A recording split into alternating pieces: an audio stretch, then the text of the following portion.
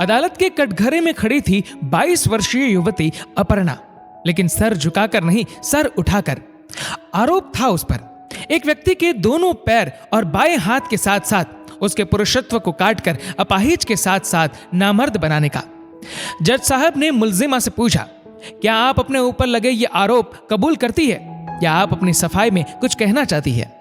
Ji your honour, मैं अपने ऊपर लगे सारे आरोपों को कबूल करती हूँ। उसने मेरे साथ बलात्कार किया, इसलिए मैंने उसको उसके कृत्य की ये सजा दी है। लेकिन सजा देने के काम तो कानून का है, तुम्हारा नहीं। तुम्हें कानून पर भरोसा रखना चाहिए था अपर्णा। जी योर ऑनर, कानून पर मैं भी भरोसा करती थी, तभी आपके कानून पर भरोसा कर सुनसान सड़क पर भी बेफिक्री के साथ घर के लिए अकेले निकल पड़ी थी।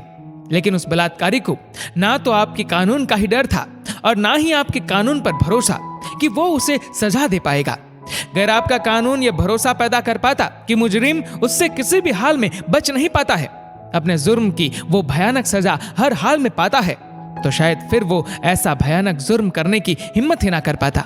और चलो फिर एक बार मान भी लेती हुई योर ऑनर कि कानून उसे सजा भी दे देता, तो कितने बरस बाद और कितनी, 7 बरस या 20 बरस या फिर मौत देकर तो पल में आप उसे मुक्त कर देंगे।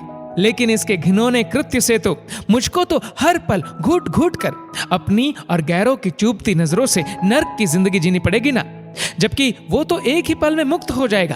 अगर आपने उसे मौत की सजा दे दी तो, या फिर कारावास से आपकी दी सजा पूरी कर एक दिन वो छूट ही जाएगा।